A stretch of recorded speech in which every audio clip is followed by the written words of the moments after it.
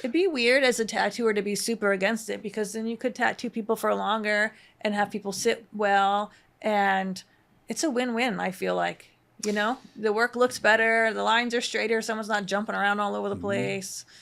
It's a win-win. I agree. And I mean, how often when your client cancels an appointment and tells you something's come up in their life, how often is the reality is they're just not ready to go through it at that moment. Yeah. Like putting off a root canal or something. Yeah. Shit's about to go down. I'm feeling something in my spirit. Chats and Tatts with Aaron, Della, Vedova.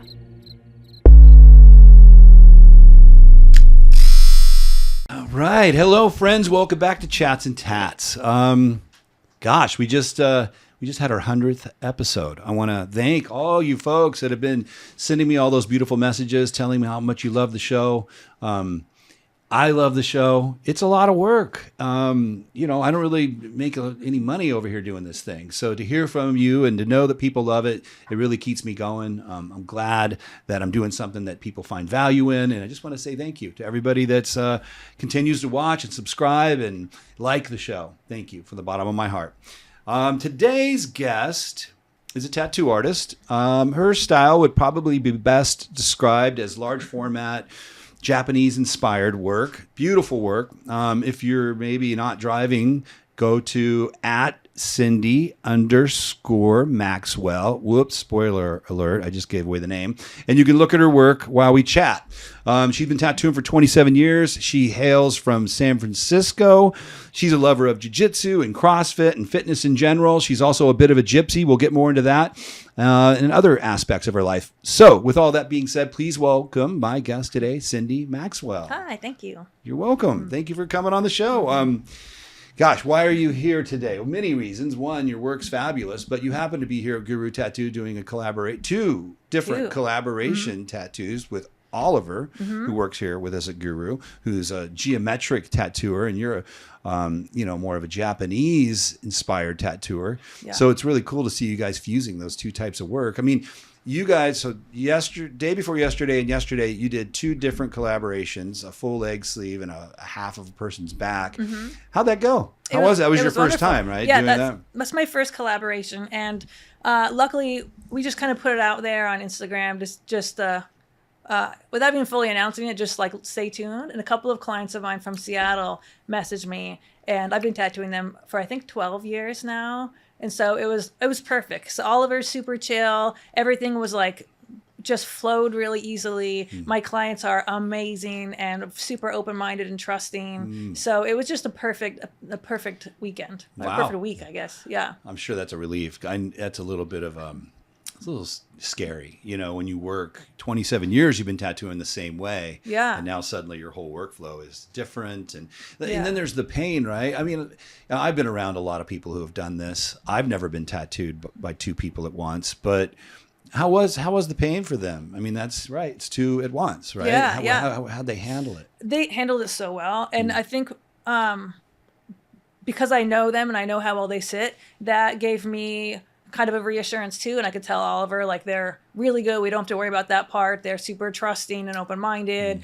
And their names are Ben and Kristen. And Ben mentioned to me when I was tattooing him that it's kind of, it's a leap for them too, because they've only been tattooed by me at that point and not Oliver. And they didn't really know how he worked, and they didn't know what the design was going to look like. And we didn't know either until we started working on it. So he just said that since he'd been tattooed by me before, he knew that I would keep it together. You could trust that whatever would happen, he knows how I work, and you could just be comfortable with that. Yeah, he trusts you, and if you trust Oliver, then by default, they trusted Oliver. Totally, right? yeah. And it was just a perfect experience. Wow. So. And the pain wasn't too much more than a single person tattooing them, they said? It's hard to say because they're both pretty stoic and tough. I wish that I sat as well as those two. They did really well. There was one part on like Ben's back of his leg but we both got to the back of his thigh, back of the knee area at the same time for a second. He said that was a lot. Intense. Yeah. But we also tried to be really mindful of pain control. So when it came time for me to do the back of the knee, it was just me tattooing. And then if Oliver was in a painful spot, I took a step back for a second too, so that it wasn't 2 people in the back of the knee, actually, or something crazy like that. Knowing when you're in a hot spot, let's be smart about this and Yeah. not just go animal style on the person. Yeah. And I know that Oliver incorporates numbing cream into his work. He doesn't. I don't think he requires it, but he offers and kind of encourages his clients to maybe do that. They could sit longer and everything else. Yeah. Did you guys get into any of the numbing cream for this? A little bit, yeah. I don't normally use numbing cream because I've had some adverse reactions with clients, especially when it comes to packing in big areas of color. So what we did is it just kind of worked out where I kind of started the lining process. Like we did Kristen's back the first day on its upper back. So I started on one end and I got, a third of the way done with the outline, and then we could numb that. And then I could keep working while that was doing its thing. And then he jumped in as I was getting to the other side. So it ended up being perfect so that he wasn't jumping into the super raw stuff. It was helpful that way. So you open the skin up first, then put the cream on, let it absorb in, then come back and start filling in later. Yeah. And luckily, I was really excited when we first started tattooing because I think both of us, we weren't sure how the other person tattoos, in that close of an environment, right? So we both kind of approach it like gently, knowing that we want to manage their pain, but we work really fast also trying to manage their pain. So we both were just super efficient. And I think that's helpful. If I was with somebody who really like grabs the skin really hard and powers in, it'd be a lot harder to manage that. And I think we're both totally on the same page and same energy. And that was really, really nice. Did they say the numbing cream worked? Yeah, definitely. Well, so we didn't get to use it on Ben because there was nowhere to open the skin first and then come back in. We just had to get as much of the outline done as possible. So unfortunately, he didn't get that part, but it did seem to help on the patterns for Kristen. So when you went back to him, she was like, I don't feel that as much. Yeah, but then I went back again. And then I was like, I'm going to jump in and work and get some stuff done while you're numb. And she's like, well, I'm not. I'm definitely not numb now. So, yeah. Yeah, I'm just bringing it up because numbing cream, you've been 27 years. I've been coming up on 34 years. And a lot of creams have come in and out of the marketplace. Yeah. And I guess all the ones that I've ever experimented with or a client insisted we try, they didn't really work all that well. Maybe they gave them 45 minutes of numb and then they went back to the pain and it almost made it worse for them. Yeah. I never had an adverse reaction, but a lot of people have talked about that. So I don't know, many, many years ago, I got like a lot of the other tattooers from my generation where it's just a no-fly zone. I was like, no, we don't use creams. They suck. They don't work. Yeah. However, I have been working with a new product called the Cream, and we might be working with them more. It's a prescription grade cream made here in California, and I won't get into the specifics, but it's a very unique blend of numbing agents and some epinephrine to help it absorb into skin more. And I've only used it about 4 times, and at least 3 of those times, people were completely numb for 4 hours or more. Completely. Okay. Couldn't feel anything. And the skin, no issues. I can't tell. The skin's not doing anything different. And also, one guy I tattooed for 2 days. The first day he used some cream he brought. And the second day I used the cream, they call it.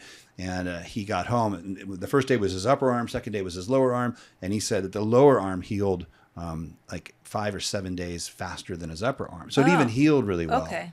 So now it's got me in another mindset. I'm like, oh, okay. Well, if they do make a product where they people heal well, the skin doesn't have an adverse reaction, and the person can be out of pain, a lot of people there's a big debate about this. You should feel the pain. My opinion has always been, look, this is how do I say it? I mean, we're in a service industry, so I'm here to be of service. Within reason. Obviously back in the day when I said I'm not using Dr. Numb, the reason I did that is I don't think it was helpful. Yeah. So, but if I can, and I don't want to say for sure I want to use this product more, but let's assume it continues to perform like this. Hell yeah, I'll use it with my clients if they want, because it's not up to me what their journey is supposed to be about. That's a weird thing to tell somebody. You are here to experience and get through this pain. I'm here to cause it. Yeah. And you're here to endure it. Yeah. I mean, that's like, I don't like that. Like, it's like telling people how they should live their life. Yeah. That seems weird to me. Yeah. They can say to you, it isn't what it's about for me. Totally. And if it is for the tattooer, then great. Never use it on yourself. Yeah. I don't know. It's just independent freedom, I guess. Yeah. Is how I view it. I agree with you on that. I think so. I've had people put a bunch of I have people put numbing creams on themselves and not let me know, and then come in for their appointment, and then Probably happens more than we realize. yeah, 2 different kinds of numbing cream packed on like frosting thick and for hours, and then I just can't get the ink in there, and then it doesn't heal very well, and Who you knows get what the they browning of the color sometimes, which Oh. stresses me right out because it's permanent issues because of it. So that's where I have a hard time. For me, it's I actually work very hard to manage both the Bauer energy and discomfort through the tattoo, because I want to come super fresh and ready and my best self, and I want to approach their tattoo in a way that's the least painful way possible. I don't like hurting people. I just I want to give them a good tattoo experience. So the same thing, if I found something that actually worked really well, it didn't affect the color, that could help them sit for longer, it didn't affect the healing, then I don't see any reason to not use it. Yeah. I just haven't. The one with Oliver, I trust Oliver a lot. So since he's had a good experience with this one, we went ahead and used it. But yeah, I've had a hard time. I'm still kind of iffy about it because the rough healing and the issues of the colors being dull or browned a little bit, I don't want that. Well, I can tell you that, the stuff I'm using, I do a lot of bright color work too. And I've seen that these pieces healed. Didn't affect it. It didn't affect it while I was working. Didn't affect it after it healed. That's So exciting. I think they're getting it right. I think there's products out there that do work really well, and I personally believe we're going to see a lot more of it coming into our industry. It'd be weird as a tattooer to be super against it, because then you could tattoo people for longer and have people sit well, and it's a win-win. I feel like, the work looks better, the lines are straighter, someone's not jumping around all over the place. It's a win-win. I agree. And how often when your client cancels an appointment and tells you something's come up in their life, how often is the reality is they're just not ready to go through it at that moment. Like putting off a root canal or something. I have a feeling if you did an anonymous survey and really accurately, you would find that a lot of people are doing that. Totally. They're never going to tell you. They're not going to tell the tattooer, yeah, I'm really canceling next week's appointment because I am still suffering from like shock from what you did last month. I think about this kind of stuff a lot because I feel like, because I do large scale stuff like you do, I feel like it's really important. The sustainability of the sessions are really important. And so when I got, in like 2020, I had shoulder surgery, and I had a couple procedures on that, and then I was getting lasered a bunch, and then Graham did my back piece, and it was like a whole year of like pain all month long, and it got to a point where like I would just hurt to even touch my skin, like I was just oversensitive to everything, and it got me really thinking about like pain management. And people think if you have a lot of tattoos, that means you have learned to handle pain and nothing hurts you anymore or something. You're invincible. But I feel like if you don't manage the recovery part of that, it just hurts more and more. So with my clients, I don't really tell them this necessarily, but I kind of get a feel for where their natural pain cycle is. And some people can do whole day appointments, and sometimes it's just a lot, either financially or pain wise or fitness wise. So I try to find like a schedule for a lot of them that fits that, so they can stay sustainable, because if they have a 6-hour long session every time and it's just horrible and painful and they have a really hard time, they're not going to look forward to that, and they're not going to want to book the other sessions, and there's going to be fear involved and stress associated with the tattoo process, and I don't want that. I want it to be a good experience. So when I feel that kind of stuff happening, we go down to like half days, and then if they have like, say I tattoo a lot of athletes and things like that, so we'll maybe do long days with big gaps in between so they can actually build their fitness back up in between sessions. I think that stuff's really important, and it's so individual.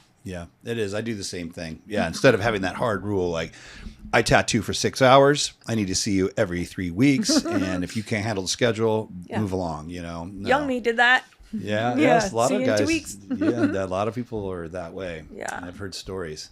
Yeah. And that's fine if they want to handle their tattooing with others that way. Yeah. I just have an issue when there's tattooers telling other tattooers how they should handle their clients. Oh, It's yeah. like, what? How is that even any of your business at all? No. It's just a weird, and especially considering I don't know. I got into tattooing as a way to get into a group of folks that I felt were non-judgmental. They were the people saying, we live the way we want to live. Yeah. And I might look scary to you, but if you got to know me, you would find out I have morals. I'm a nice person. And I'm like, I like that idea. Yeah. And then so for that, in our own industry, to have people like judging others and telling others how to live, I'm like, oh my God, to me, that's the opposite of our culture. Yeah. It is weird because I think most of us got into tattooing because we are creative types who don't like being told what to do, and we want to create our own life. Yeah. And it is weird to like try to manage a bunch of people who, don't like being told what to do. Well, on that note, creating your own life, which is something I kind of wanted to talk to you about, because let me back up a little bit here. Did you start your tattoo journey in San Francisco? I started in Portland, Oregon. Oh, that's right. You said that earlier. Portland, for how long were you in Portland? So I was born in Portland, raised around the area there, and then Which shop? C-Tramp Tattoo.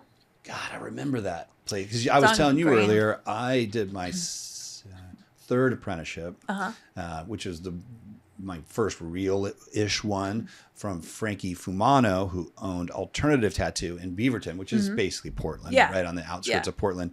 So, and I did a year there. He learned from Henry Goldfield, so he knew real tattooing, like how to solder the needles correctly, how to tattoo. Now, he himself, I wouldn't call him a very good tattooer, but technically he taught me, the real way of tattooing.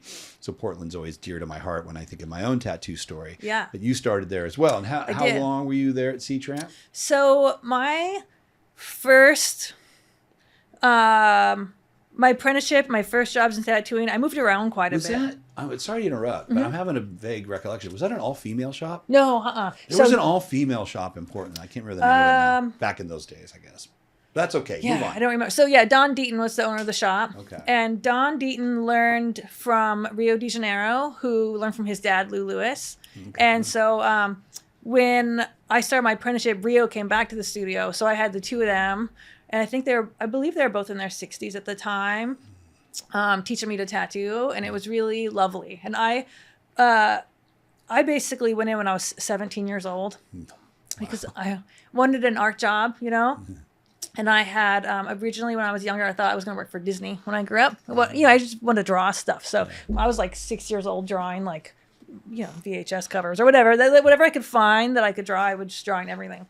So my mom had this friend when I was like 13 years old. And she's like, I believe there's this guy she went to school with that had worked for Disney. She goes, I'm going to have him come tell you what you got to do to get that job so you can like be prepared. And then he came over and was like, don't do it. Fucking sucks. I hate it. It's like a factory, and he's like, you have to work. I don't know how much of it was true, but he's like, you have to work in like a cubicle, and then you have to work long hours, and one person only draws hands, and one person only draws trees, and you don't get like the satisfaction of like completing a complete project or whatever. Yeah. So then it got me thinking like, well, I don't want to do that, and I wish I could go back in time and find this person and thank him because he changed the trajectory of my whole life, and he got me thinking. And at like 13, okay. I want an art job, and I don't want to be told what to do, and I want to have fulfillment, and I want to have freedom, and I want to be able to travel, and I want to be able to pay my rent. Yeah, and I want to pay my bills, and I don't want to work in a cubicle. What is that?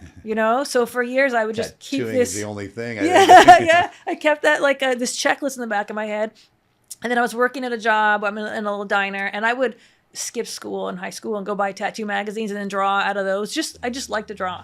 And someone was like, why don't you do that? And I remember going, oh, it checks all the boxes. Yeah. So then I had gone at 17. In Oregon, you have to be licensed to be able to teach somebody.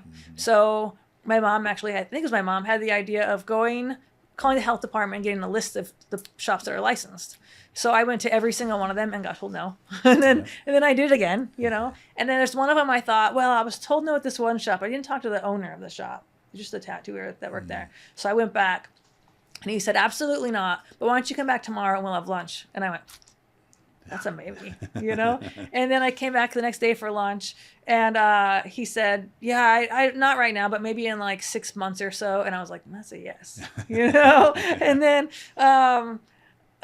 he said something like, come back in a couple of weeks and we'll talk about it at the end of lunch. So I came back the next day and the next day and the next day. And then I just didn't leave until we started, basically. I was like, that's my in, I'm staying. Yeah. But then I ended up staying there for, I think, just under a year. Okay. And the agreement was he could teach me, but there was no job for me because there wasn't an extra spot at the shop. And then I accidentally ended that shorter than it would have been, because there was this tattooer there at the time who she was kind of a bully a little bit, you know, and she was like stealing my stuff. I'm a kid, right? She's stealing my stuff's disappearing. And I would tell Rio, like, what the hell? Like, why is she stealing my stuff? And he's like, well, you can't rock the boat. You're not the tattooer, you're apprentice, you know? And then one day we're in the back room and I drop a pencil or something. And I happen to see, lockers have like the little ridges in them. Yeah. And I happen to see in there, and there's a $100 book I just bought. And I was like, it's in the locker. It's right there. I can see it. And he's like, you can't rock the boat. And then I came to the shop one night to check my mail, and I had a little Barnes & Noble bag with me. And she was working. There were some Seattle tattooers, and she was kind of trying to show off a little bit, I think. And so I went to check the mail, and she picks up the bag and goes, what's that? And I went, it's nothing work-related. And she goes, don't take things from me. And I said, what are you doing, looking for stuff to steal? And she goes, excuse me? And I couldn't help myself. I was like, I know you're stealing my stuff. We all know you're stealing my stuff. And my mom was my very first customer because she wanted to be supportive. My very first tattoo. Aww. So this woman goes, why don't you call your mommy? And I go, at least my mom doesn't hate me. And then I don't remember what she said to me, but she said something mean. And then I said, you don't seem to realize that everyone else in town makes a living covering up your tattoos. She chased me to my car, jumped over the tip wall. I ran to my car and locked it right as she lifted the handle. I'm like, ha, ha, ha, ha, nervous laughter. And then the shop owner later was like, you rocked the boat. Yeah, I rocked the boat. I rocked the boat. So he helped me find a place to finish my apprenticeship. So I was there for like a few weeks or something, just kind of finish things up. And then I went to, working at other shops. So. Is that when you left Portland, though, or are there shops in Portland? I worked at some other shops in Portland. I worked at some shops in Vancouver. I went from the apprenticeships to Dragonfly Tattoo in Vancouver. Okay. And, sometimes those moments when you realize that you don't know an important step. Somebody came in and I said to one of the tattooers, what do you think I should use for my setup? And he's like, I'd use a mag. And I said, what's a mag?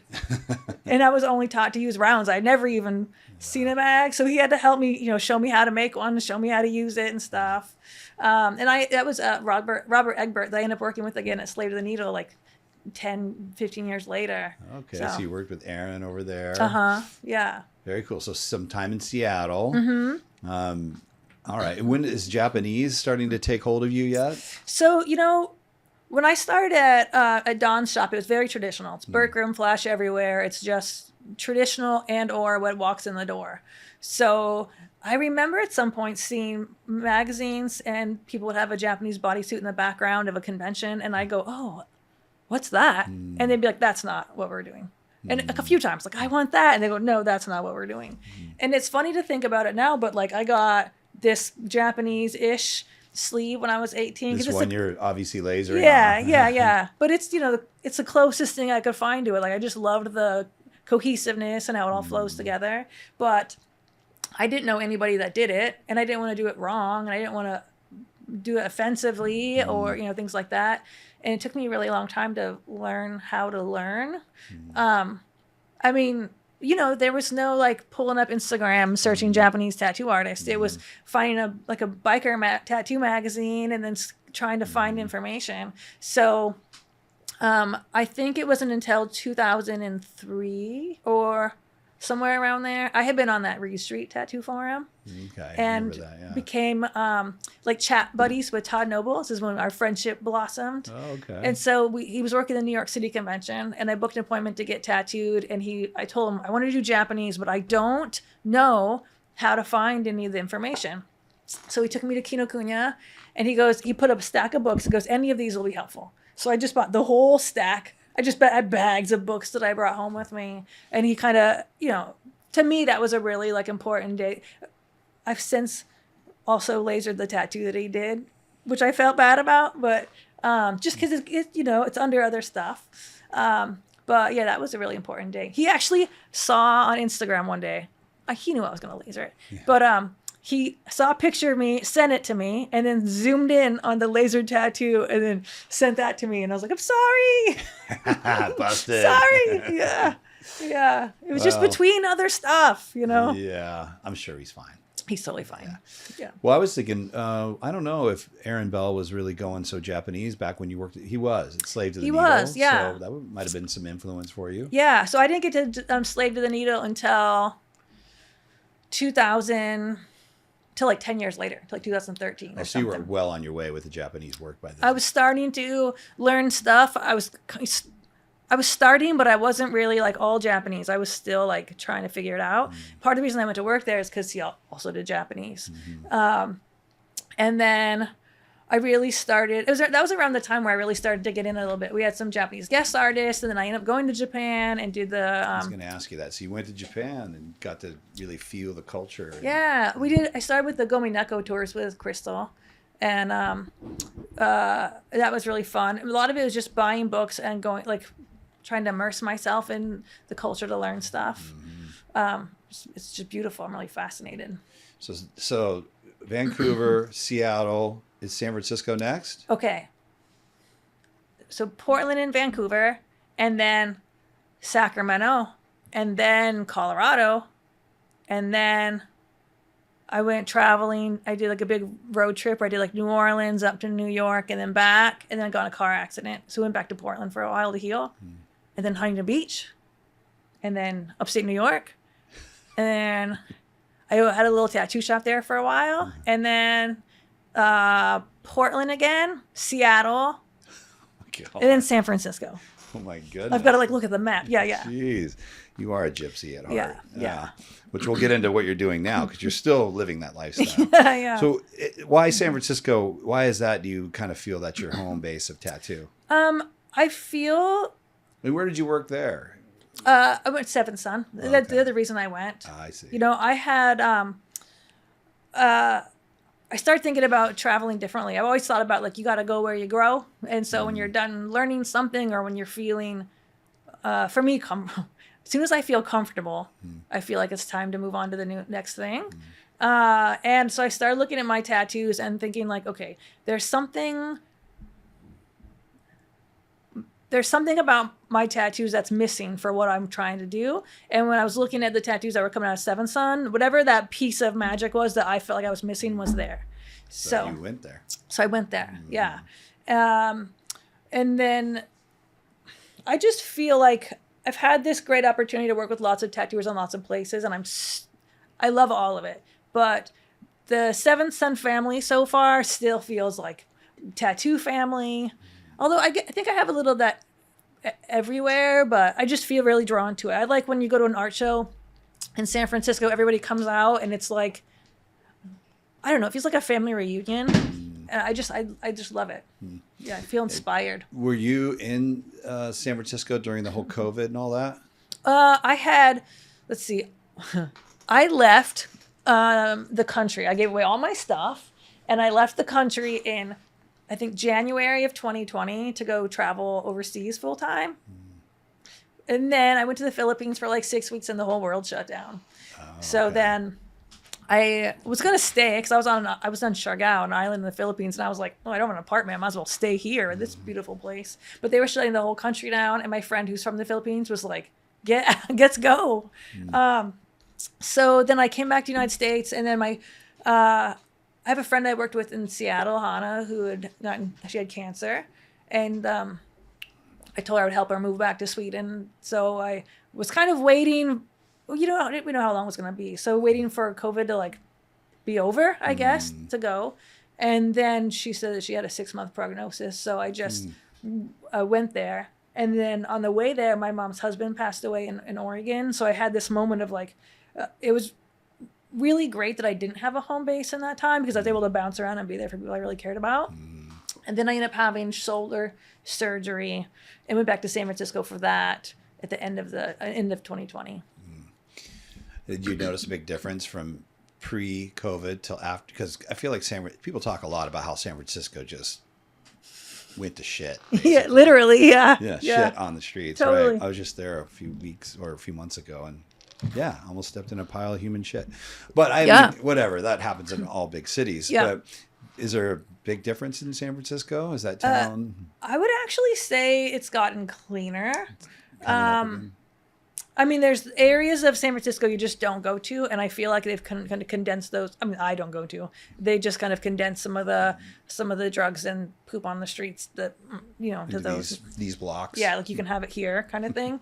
But like when I worked at Seven Sun, I lived 3 blocks away, and I would walk to work. I got like attacked by a crazy person on my walk to work one day. I had my headphones in and was like my happy song walking to work, and then I got hit in the back of the head, and I turned around, like I got hit pretty hard. So I turned around kind of out of it, and over my happy song, I hear, "You better call the fucking cops, bitch. I'm going to kick your fucking ass." And I went, "I don't even know you. Like, what is going on?" God. But then, you'd walk onto Clementina and you'd see, like, there were so many times I turned around the corner and kind of would go like that because there'd just be somebody like pants down, hands in their butthole, like do whatever. You're just like, I cannot believe this is happening in broad daylight.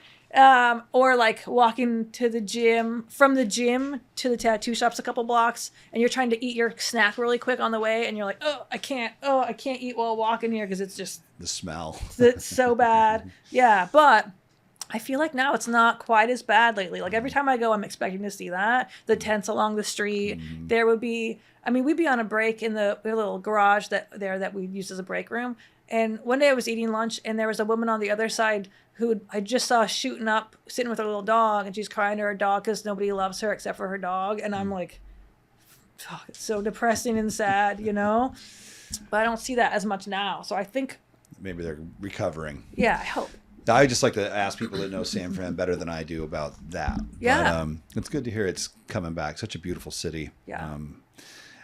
So this life, like that was wow, what a story. I mean, the amount of times you've moved, and now you're living out of your Sprinter van, and you're still traveling. Yeah. With your, is it boy? Should I say boyfriend? Yeah, boyfriend. Yeah. He has his own Sprinter van, and you guys duel up, and you're traveling around tattooing. How long have you been doing that for? Like a year now. He's been doing it for a couple years. So for me, even when I was staying put, I wouldn't like buy stuff. I know myself, right? I'm clearly moved around a lot. So I can't even tell you how many like couches I've bought and furniture stuff that I bought and then gotten rid of it because I knew I was gonna do something else. So when I met Aaron, he had already been traveling around a couple years in his, and so I did a trip with him to Reno, and it was just super fun. And he has a little Frenchie, and I have a little English bulldog. And when we started dating each other, like for real, we started thinking like, okay, like what does this look like? How much of the year do you want to travel? And he definitely right now wanted to spend a lot of time on the road, which I'm open to. So I was like, I remember asking him at the gym one day, how many days of the year do you want to travel? And he goes, like 300. And then I laughed. I'm like, okay, so like, how do we do it? We have 2 little dogs. Sometimes they don't always get along perfectly, and traveling his was so fun, and there's everything you need in it. So it's like the shower and a toilet and a kitchen, and it's like really well set up. So I was like, I think I'm just gonna buy my own, and we're both pretty independent. So if we kind of like caravan together, and then if I want to go work somewhere and he wants to go do something, we can totally do that. Yeah, you can go visit him at his house, and he can come visit. We have dates in each other. sleepovers. Yeah. It's so silly and fun, and it's been really That's really fun. cool. No, I just hearing about your story, and I just love people that kind of create their own realities. Yeah. There's too many people in this world that I think fall into a tried and true path just because that's what people are doing, and that seems like the only reality that's available to them. Yeah. And it's one thing to go become maybe even a tattoo artist. That definitely breaks you out of the day-to-day mold that most people exist in. Yeah. But to take it a step further and just to be untethered and completely free, Yeah. that's pretty rad. Yeah, I agree. I have had this idea for my whole life. I think that there are infinite ways to live a life, and it would be a shame to just pick one. And I don't want at the end of my life to be like, oh, I wish I would have done all these things. Like that to me is, aside from like the obvious fears of like losing your loved ones and things like that, to me, I don't want to be at the end of my life and have a regret of a life not lived. And so I feel like when I make a move to do a different thing, I actually feel like a little leap, like, okay, let's jump into this life and see what happens. And it's an experiment. You get to learn about yourself. You learn about like letting go and what you really need and what actually makes a person comfortable. And, like weird self-limiting beliefs and things like that. So yeah, I think it's important for me. I also...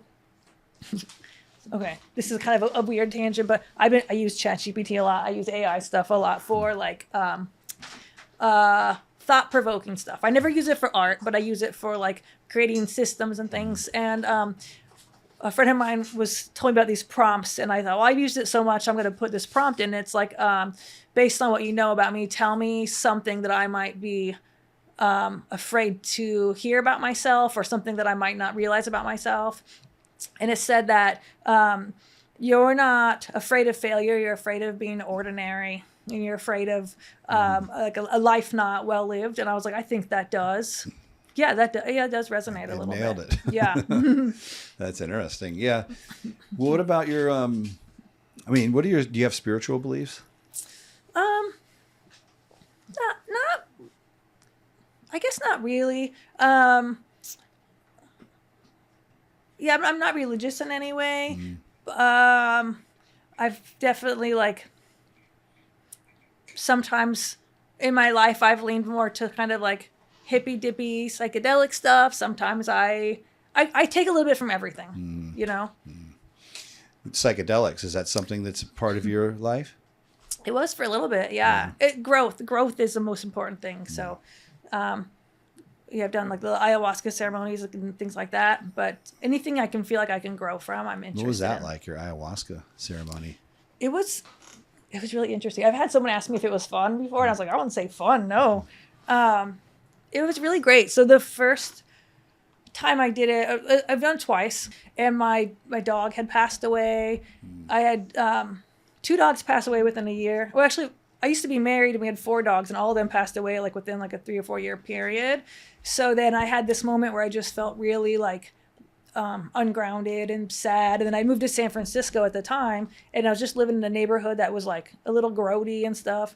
And so I was sad.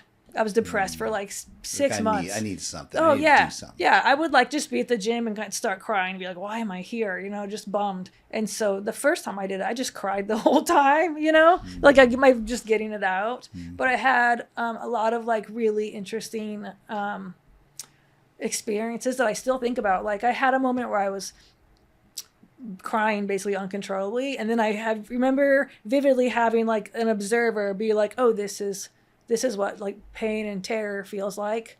But the observer was completely calm, So it's kind of a nice thing to, in a stressful moment, be like, oh, she's having a moment, like I've still got the observer. That's like, you could call it the soul. Totally. Yeah. That's cool. Yeah. I haven't done ayahuasca. I've done quite a bit of DMT and LSD and a lot of psilocybin. I want to do that ayahuasca though. Yeah, I'd recommend it.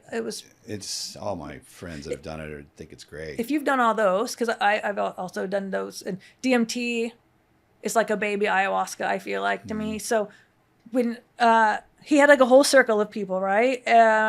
Everyone goes around the circle, and they come up to him and tell him if they want a strong dose or an easy dose. And then he's coming around to me, and there's only one other lady before me that has never done it before. So she comes up, and he goes, well, because you've never done it, anyone who's never done it before, you get a small dose. And I'm thinking, I don't want a fucking small dose. Yeah, I came here to feel my soul launch out of my body. So I'm thinking that as he gets to me, And then I go up there, and he's like, what do you want? And I was like, I want a strong dose. And he goes, okay. And then hands it to me. But yeah, I just remember this waiting for my turn, being like, I didn't come here for a small dose. Yeah. So.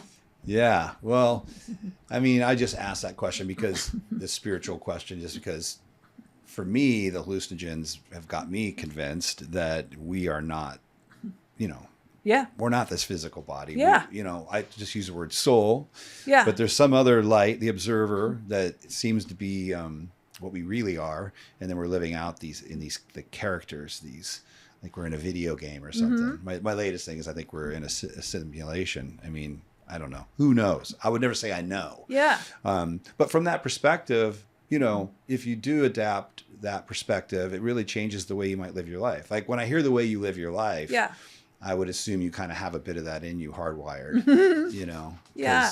you are aware that you are not your body. Yeah. You are this soul experiencing a life to exactly do that, experience life. Yeah. Have experience, not to get Yeah. into some routine where you just survive Yeah. and gather up things that go into a garbage dump the day you die. Yeah. So I don't know.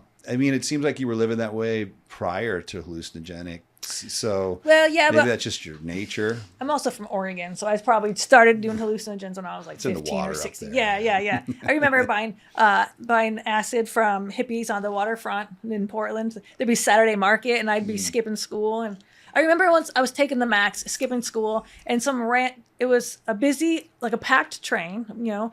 And this person I never met, who was my same age, like, what are you doing today? I'm like, I don't know. I'm just skipping school. What are you doing? Like, I'm going to go buy acid from the guys at the drum circle on the waterfront. You want to go? And I was like, sure. And then I just go and eat it. Like, it's so weird to just let your day be like swept away like that. Yeah. Oh, but I was going to say, if you've done like the DMT, the ayahuasca, as soon as it starts, it feels the same. And you're like, oh, hello, old friend, you know, you get to like, zzz, you know, But it sticks around a little longer. yeah. She hits you way harder. Yeah. Yes. Oh. I mean, I do enjoy the benefits that those drugs have brought me, but I wouldn't say I'm real cavalier. I still have a lot of trepidation every time. I'm just like, oh, fuck, what is it? What am I going to have to see or deal with on this one, you know? Oh, yeah. For some reason, I used to get teased because I am fine with trying hallucinogens, but pot freaks me out. I'm kind of that way too. Heavy doses of marijuana make me feel very uncomfortable. Yeah. My friend was like, you're okay with feeling your soul drop out of your body, but you don't want to get a little high? I'm like, I don't like it. Yeah. I don't like it. I kind of have that same thought. So this gypsy lifestyle, I mean, do you see this being the road you ride to the bitter end? I mean, I would just wonder sometimes, is there a time where you get old enough where you're like, okay, it is time to settle down, and or why even make a plan? Are you just leaving it open minded? It's pretty open. I mean, I am planning in the sense that I'm putting money away for later, so that future me doesn't have to worry about things. I'm realizing just as I'm saying this, I'm putting money away so future me has options, because I know I like having options. So I can't imagine necessarily staying in one place forever, just because I've not. It doesn't seem to be the pattern. So yeah, I don't know. When I was younger, until I was like maybe in my mid 30s, I thought I had like a plan, right? Because you don't really maybe, I don't know. You have all these things you want to do, but you don't really sometimes know to plan past 35 for some reason when you're younger. And so I got to a point where I was like, okay, like I had all these cool things I want to do, and I went skydiving, I went snowboarding, and I went scuba diving, and like I got to go some really cool places and do fun things. And so then as I started getting like around 40, it's kind of more like who is the person. It's fun for me to figure out who the person is. So when I was in Seattle, I was a vegan for like 10 years, and I was doing powerlifting. And then I get to San Francisco, and then I'm eating meat and doing jujitsu. And then Jeff bought me a grill, so I'm grilling steak on my patio. And then all of a sudden I'm listening to metal, which I had never listened to for a while. And I was like, who is this person? You know, I found myself liking a truck one day after leaving the gym, and I was like, that truck looks cool. And I was like, I like trucks now. That's weird. So it's fascinating to me to figure out what older me is going to be like, you know? That's cool, man. It's that allowing yourself just to be. Yeah, I think we get too sometimes. I think we get too married to, and we take so much time to build up an identity. Yeah. That we understand, and that everyone knows that of us. Yeah. You know, and then once you get it completely settled, you don't want to break that up. Yeah. I am a vegan. Everyone knows I'm a vegan. Feels so limiting. And these are my friends are vegans, and that's it. I got to stay in my group. You know. Yeah. I mean, what I'm saying right now might even be part of the world's issues, you know, this people getting so married to a particular belief system or a particular lifestyle and not being open to this idea of like, you can change it any time you want. Yeah. You're in control. Who's the driver? And what's wrong with completely changing it? Totally. And experiencing a different way of life. And then at least having the perspective after you've done that, it sounds like you've done that many different times in many different ways. That was just one highlight or anecdotal highlight. Yeah. But then you have the experience and the character of having done these things. Like, I know what the vegan lifestyle is like. I know what this other lifestyle is like. I know what it's like to live in the cold. I know what it's like to live on an island. I know what Yeah. I guess there's just a part of me that's a little jealous. Oh. Well, I myself, I like this gypsy lifestyle. I really have that in me a lot, but married and kids and businesses. Makes it harder. They're just things I just did because it seemed to be the right thing to do. And now Yeah. here I am so many years later, and those options really aren't really there unless Yeah. I want to burn it all down and fuck up everyone who counts on me. Yeah. Now I got others to worry about. Yeah. So yeah, if you're out there and you haven't nailed yourself down yet, give that some thought, man. Who knows if we get more than one life, but perhaps it is just this one ride. Yeah. And why not go taste all the flavors at the ice cream store, you know? Yeah. I feel like, so when I had my shoulder surgery and was living in this apartment in San Francisco, I met my neighbors upstairs, and they'd lived in that apartment since 1978. And You were like, ew. that's my whole life, plus 2 years.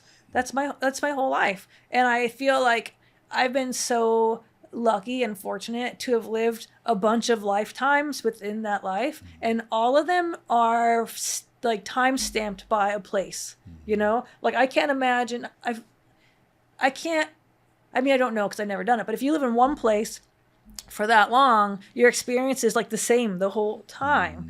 But yeah, I've got to go like hang out on islands and stay in grass huts on the beach. And I've lived in like giant houses that have more rooms than I could use. And I bought a house and built a tattoo shop, and I've had a private studio, and I worked in cool places. Like, I've gotten to have like all these little pieces, and that to me is like, it's the fucking best. It's very fulfilling for me. Yeah, it sounds like a blast.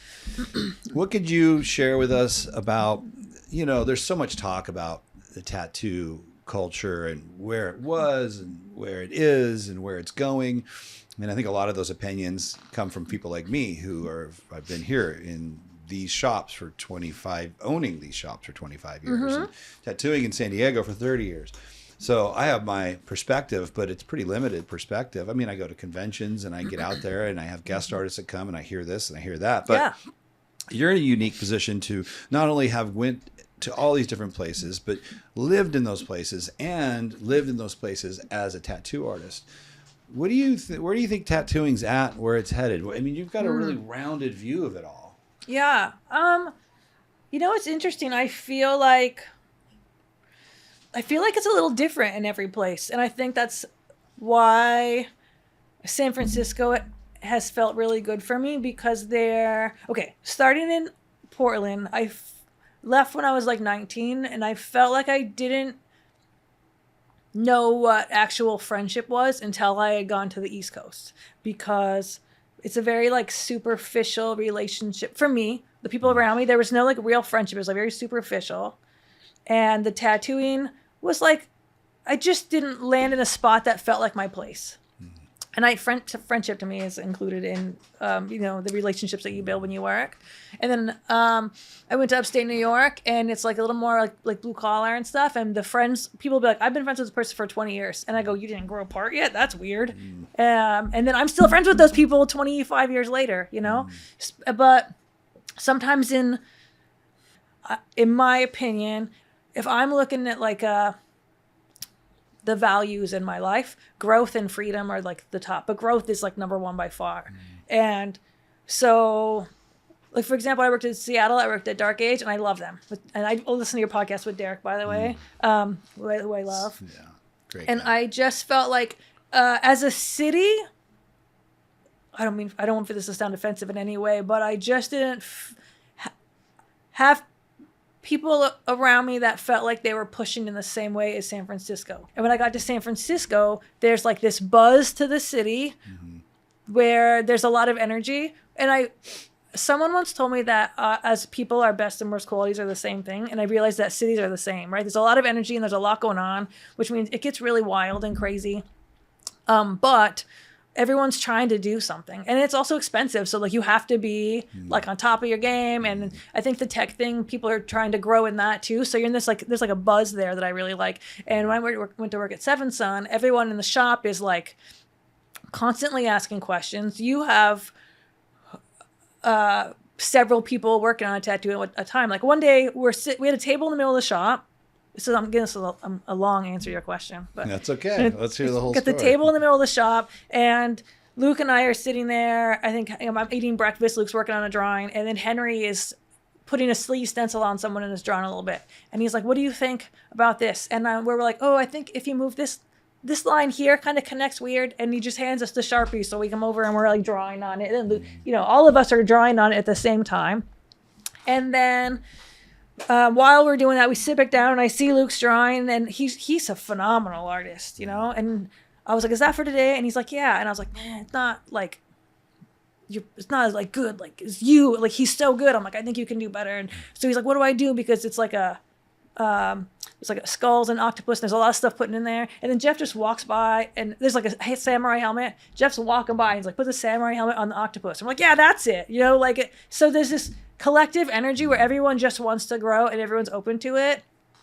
And so in places like that, I feel like it's going to keep growing. But I think in some of the other places where people are just really comfortable, I think it's just going to grow way slower. And maybe they've changed since I left, but I think that energy is really important. And then I know there's a lot of, maybe what you're asking too is like the influx of new tattooers and the change in that, but I don't know about those, because my experience is only in like in the individual shops, Yeah, I don't know either. I mean, I just wanted to hear your opinion. I'm trying to. I mean, it's changed. I mean, as a shop owner, smaller tattoos seem to be more popular again. At least here, Yeah, I mean, like we have our group of guys here that are doing the big stuff, but yeah. I guess 10 years ago, I felt like everyone at my shops was doing sleeves and back pieces. That was what everybody wanted. And now we do our share of that, but a lot more people want, I was just watching a movie the other day with Brad Pitt, and what is he, a race car driver or something? I can't remember the name. I forget the name of the movie. It's a new movie, just came out. And Brad Pitt takes his shirt off, and he's just covered in like Angelina Jolie looking. He's got little things all over. And I looked at my wife and I was like, "Oh no." Yeah. Like, it's just kind of like when Dust Till Dawn. I was just gonna say it. I was just gonna say Dust Till Dawn. Came out? Yeah. And who played that character? I forget the name. I was just gonna say, but he had that Dust Till tribal Dawn arm sleeve that went up his neck, and then man, I mean, I never did one, but I was working at Avalon back then, and I saw at least 10 different versions of that get done, and that was just that shop. I'm sure nationwide, thousands of that tattoo. So when Brad Pitt took his shirt off and had all the little trinket, like jewelry looking tattoos everywhere. Here we go again. I mean, when I say "oh no," I don't mean those tattoos are shit. I think a tattoo can be anything somebody wants it to be. Totally. If you want a little star pattern behind your ear, I think that's fucking rad. Yeah. I have some little trinket tattoos as well. Yeah. But as a person who does large format, I don't know, for a minute I was like, "Oh, don't tell me this is going to be the new trend." Do people still, do you see a lot less large? I know you still do large format, but do you see it being less of a trend in the overall industry? Being someone that's moved around so much, people that really want to cover themselves up in large format, do you see that trend changing or adjusting? So I have a couple of thoughts. The first one is that because Jeff and I have the private studio together, we have a bubble where we're just doing big tattoos, and so that's what we see mostly. And then I come out here, and you guys are doing big tattoos. So I part of me is like, I kind of see it out there, but I still see the clients that actually still want the big stuff. But I also kind of feel like, maybe I'm wrong, but I feel like the tattoo world and the tattoo clientele are kind of like two different things at the moment, or maybe more than two, right? There's like people who are getting large scale stuff, and they're going to keep getting large scale stuff.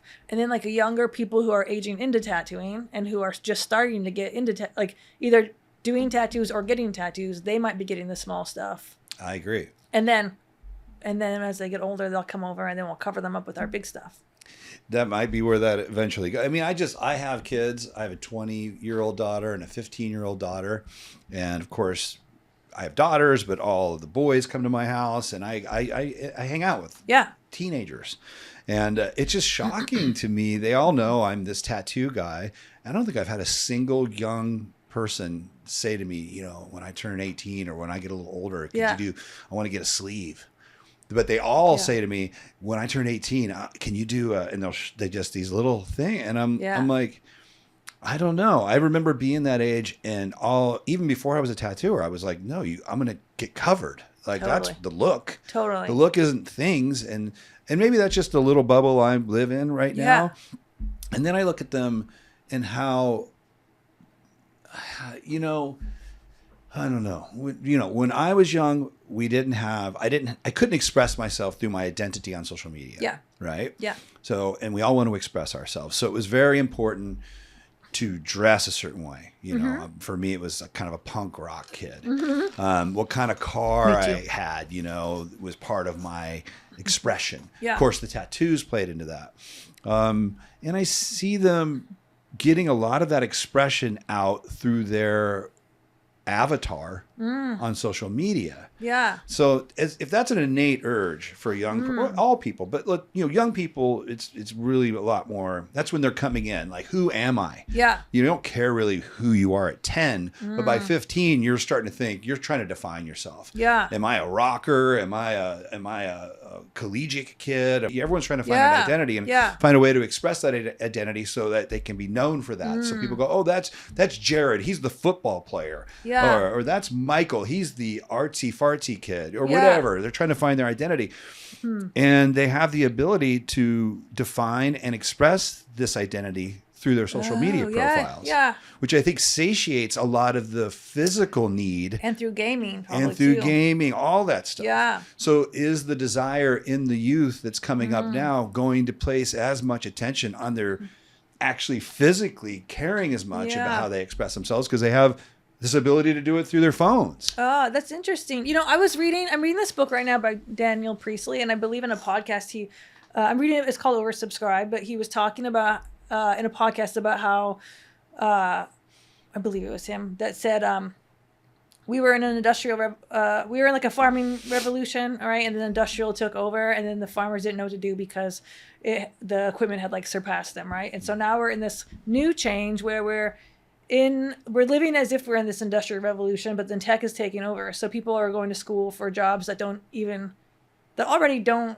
really need to be there because AI can already do it, tech can already do it. And so at least people feeling like a little lost and all that. And I wonder if with this shift into this tech stuff, it also affects things like you're saying with young people because we didn't have that. So our expression was all external. But if they're doing all tech stuff, right? Like you said, they can make like a gaming avatar and be like a totally different person on their game, and they can create this version of themselves on social media. Yeah, on social media. Yeah, it's interesting. I think that is. I mean, I think about this a lot. I think that's a big part of what's going on. I don't see the young people I hang out with as concerned with doing what we did to our bodies. Yeah. Like they're just, I don't know. And again, maybe I'm in a bubble, but things change. And I do wonder what tattoo will look like in 10 years. It'll be here. It's not going away. There's always going to be a segment of the population who is fascinated by tattoo art, who wants large format, Japanese inspired back pieces or whatever. And I mean, this whole black work movement that's happening everywhere, but really big. And I was at Gods of Ink in Germany, and I knew it was happening until I went to Gods of Ink, and I was like, holy crap, man. Half the show is people black, not blacked out. There were some people completely blacked out, but huge black shapes with some negative skin cutting through and, no imagery, no subject matter at all. Like just black. Decorating the body with shapes and blackened skin, creating those shapes, which does seem to be a big movement. And that's a large format movement. Yeah. It's not just a little trinket tattoo. Yeah. And it's great to cover up all those trinket tattoos later on if you need a good way to cover them up. Yeah. How do you feel about those? The big black, just the solid black stuff. Do you like it? Do you feel anything up for it? I mean, I think I think that person did what they wanted to do, and for that Yeah. reason, I think it's fucking awesome. Yeah. Anybody that goes out and decides I want to look a certain way, by all means, you should do it. You know, I Yeah. really get weird around people, even sometimes even tattooers that have the balls to say like that's stupid or something. I'm like, why? It's what they wanted to do. Totally. Now, does it excite me creatively? Not so much. I mean, especially if it's just pure blackout. Yeah. But then, you know, like I said, it's changing. That was, to me, was like the baby infantile stage of this bigger black movement that's happening. Yeah. Now. It's more decorative movement. So that was phase one. And now it's evolving into something that I think is quite beautiful. Yeah, I agree. The removal of subject matter and decorating a human body like you might custom paint a car. Totally. I resisted. And Did you? Yeah. I resisted at first because it felt so wrong as a tattooer to do the tattoos. Not wrong as in they're making the wrong decision, but it's wrong of me to do on a person because you can't come back from that as easily. You know, in my head, like when it first started becoming a little bit bigger, like maybe the first times I started to get asked to do bigger black things for friends or something like that was like 10 years ago, 15 years ago. And I remember being like, no, you just want me to go over all this other stuff? Like I feel so naughty. It feels like the wrong thing to do. But now, also maybe it's like getting older, a little bit older and being a little more chill about stuff. Like when you're younger, you have opinions about things. And now I really like people just leaning into the thing that they want to do, even if it's not for me. Even so, Jeff Croce that I work with, we send each other little Instagram videos and pictures of tattoos that people do. And it's usually just something that's like a little different or interesting. And one of them he sent me was somebody had done a line on an ear. Did you see that one? Yeah, I did. I remember that. Yeah. And I went, I have so many feelings about it. Like, I'm impressed. Number one, I'm impressed. That's hard. A straight line through all the little curves of that is of an so ear. It's hard. super I'm hard. impressed. And I don't hate it. I don't know if I love it. I don't know. Like, I just, but I also remember telling someone once that art is anything that evokes an emotion, right? And I'm sitting looking at it going, It's evoking I emotion. feel something. Yeah. So, yeah. And I've seen some really beautiful blackwork stuff that I never thought that I would be into before. And I'm like, hey, I'm digging that. I kind of like it, Even sometimes where they'll black out an arm and then you could do this. You take your white and just do a dragon. Yeah. Have you ever done that?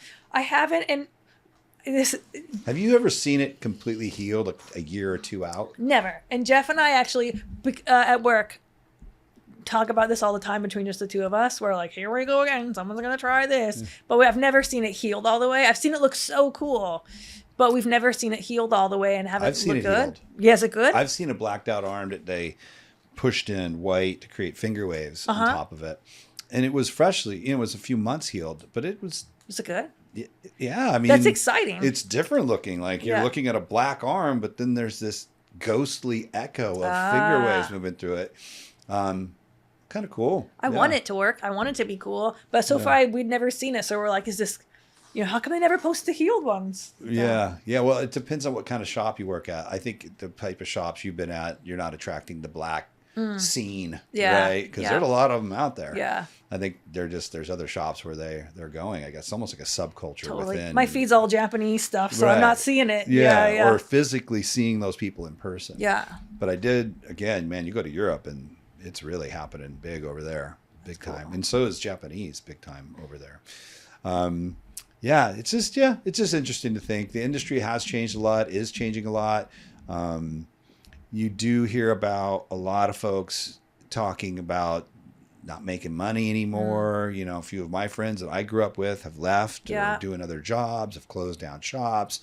But I think it's just the signs of a mature industry. I think there was just, there was this huge need for tattooing that started about 20 years ago, maybe 25 years ago.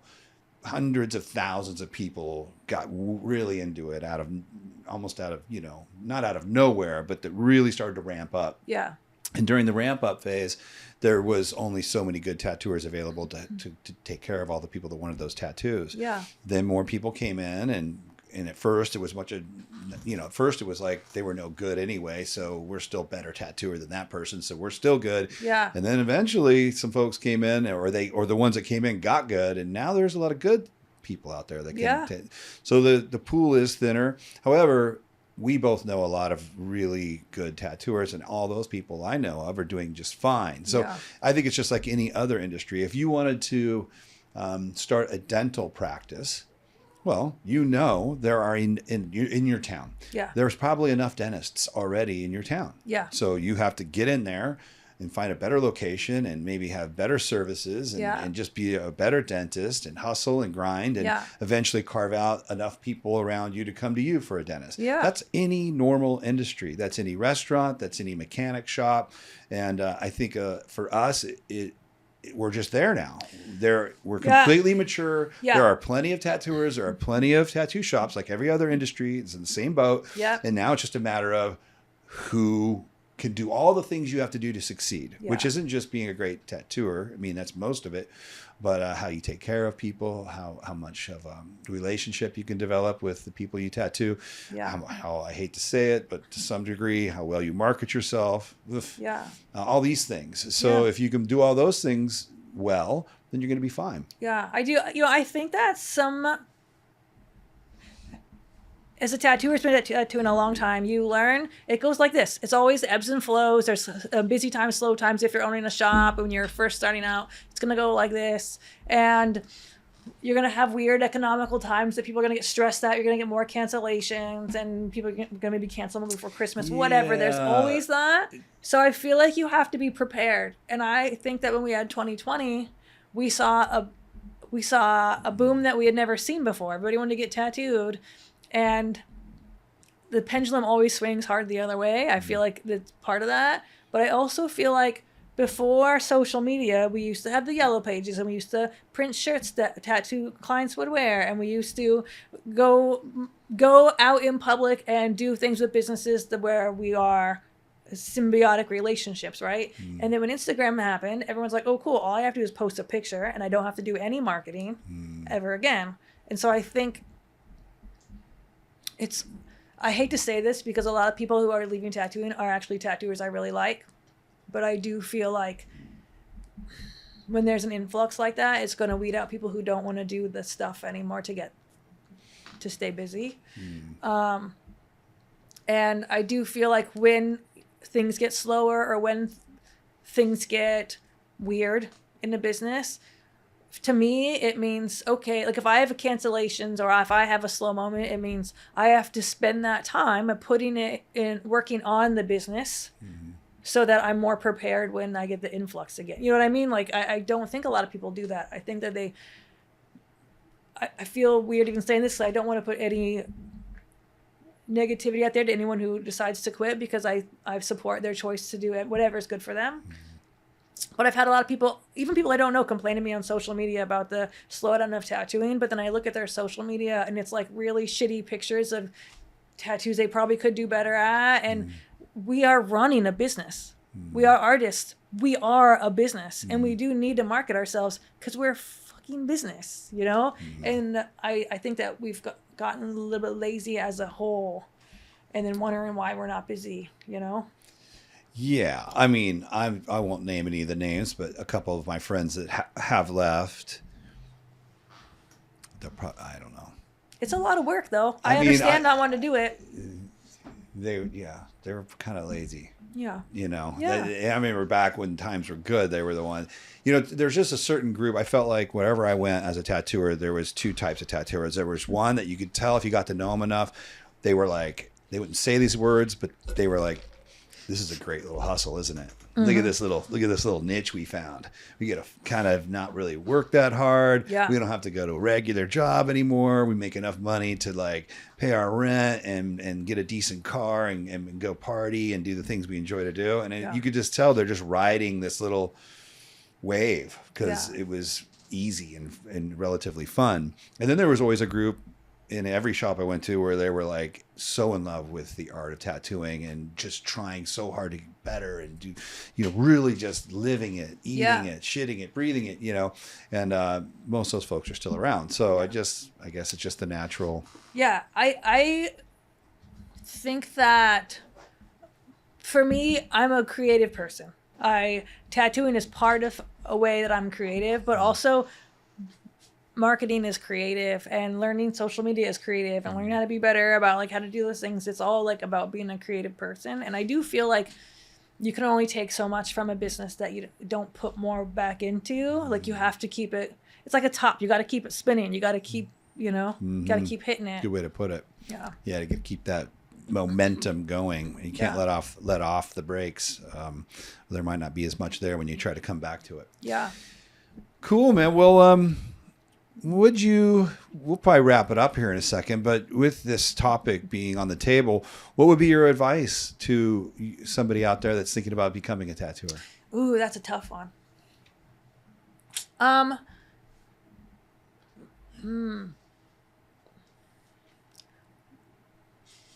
I hate to say it, but I'm not sure I would right now. It's funny. So that's kind of what I've been telling them. I wouldn't. People. I feel like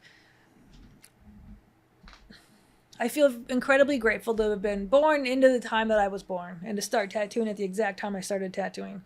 And I feel like it's getting to a really weird place. And unless you have a lot to bring to the table before you even start, man, it's going to be a really tough climb to get anywhere because there are a lot of people. And if less people are going to get big work and they're just going to get the little things, I don't know if I would do it now. It's not a job that... It's a job that requires a whole lot of time and energy and love, and you have to really love it because it's going to be a much harder climb than I think than we had. Yeah, I mean, I agree. I think the way I would put it to them is just I think you have to be of the mindset like, are you cool being relatively broke for many, many, many years? Yeah. Because that's a highly potential thing that could happen to you. Yeah. And you just have a burning, yearning desire to be a part of it and to do it. And if you have those two things, then I'd say do it. It's kind of like a young musician saying, I don't care, dude. I love music. Yeah. And I love playing my guitar, and I will eat Tampa ramen, and I will live broke, and I will figure it out because there's going to be a day where this is what I'm doing with my fucking life. I'm a musician. That's it. Then you should. You can't turn away from that kind of calling. But this other types of folks that I think 10, 15 years ago caught wind of like, oh, I can kind of draw and I can and it was pretty guaranteed that you could make $100K a year as a tattooer. Yeah. Yeah. So you knew right away, as long as you weren't a complete dumbass, you'd be all right. Yeah. But those days I think are gone. So I don't say don't do it, but I just make it clear to them that these are the two paths. Yeah. Like, are you ready to maybe pay the ultimate price to be here? Totally. Because it probably will do that to you in this current state of where the industry is. Yeah. Do you think so? I remember telling somebody close to me once telling me that he wanted to be a tattooer, but somebody told him no, and I went, "You listened?" Yeah. Well, that's the other thing. I was like, everybody told me no many, many times, and I kind of feel like that's the firewall. If you can get through that. If you can't get through it, you shouldn't be a tattooer. Oh, yeah. If somebody just telling you not to do it is enough for you not to do it, then you probably shouldn't do it. Yeah. While I say I'm not sure I would, I also have to recognize that everything good in my life has come from tattooing. Like Me too. almost everything I had, like my communities and things like that, it all comes from tattooing. I can't imagine my life without it. So, yeah, I'm just grateful for my ride so far. Me too. We got it. There's a lot of luck or destiny involved with when we got in, and we got the full ride, basically. Yeah. The whole Renaissance period. We got some weird and kooky stuff, and then I would say, I think we were talking about this earlier when we went and got coffee, that I would also tell them to be a fucking killer at social media. Not the dancing stuff, unless they want to, but like really being really good about their social media. Yeah, I'll just say it on the show because I was saying this to you. I had this thought the other day of how many people asked to be an apprentice, so many over the years. And I've yet to have one young person come to me and just say, by the way, not only do I want to be a tattooer, but I've been studying social media. I know how to make content. Yeah. Like that is such an asset to any tattooer that's out there. Totally. And instant apprenticeship. Yeah, right? you're going to find an apprenticeship. If you can go to some really successful artist or shop and tell them, while you're thinking about letting me be a tattooer. Yeah. I'll just be in the background running your whole social media and your photography, and I'll make reels. Yeah.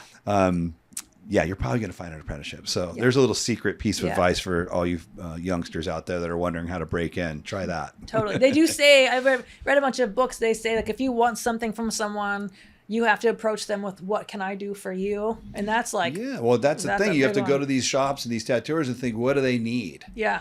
And most of the shops, you know, if you're dealing with people that are doing well, they've probably been in this for 10 or 15 plus years. Yeah. And if they've been in it that long, they're probably not super adept at these things. Yeah. Because they weren't required when we got into it. Yeah. So, yeah, find the need and fill it. You know, the old way was, I need someone to mop and clean my shop. Yeah. I need someone to solder my needles. Yeah. I need someone to, you know, a lot of those things, we don't even have to solder needles anymore. Like, I No, don't need, it's great. that'd be a big I reason to know. take on an apprentice back in Yeah. the day. Like, this fucker's going to solder every needle in the shop. Yep, scrub all the tubes. Right. Yeah. We're not even doing that anymore. So we don't No. need you for that. So what does an owner need? What does a successful tattooer need? He needs an assistant that can Yeah. do all this other stuff. So Yeah.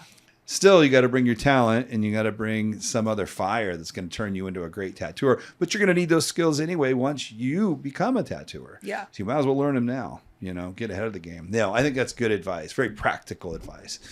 Well, very cool. So with you living this gypsy lifestyle, how do people get tattooed by you? How do they go about So- nailing you down? You could do Instagram or my website, cindymaxwelltattoo.com. And there's an inquiry form on there, booking form. And I book quarterly. So I usually prioritize ongoing clients by making a point to add some new clients in every quarter. So that way it's... And where will you be mostly? Do you even have a schedule for 26? No. So I book 3 months ahead of time. So I know San Francisco, we'll be in San Francisco for the next couple of weeks.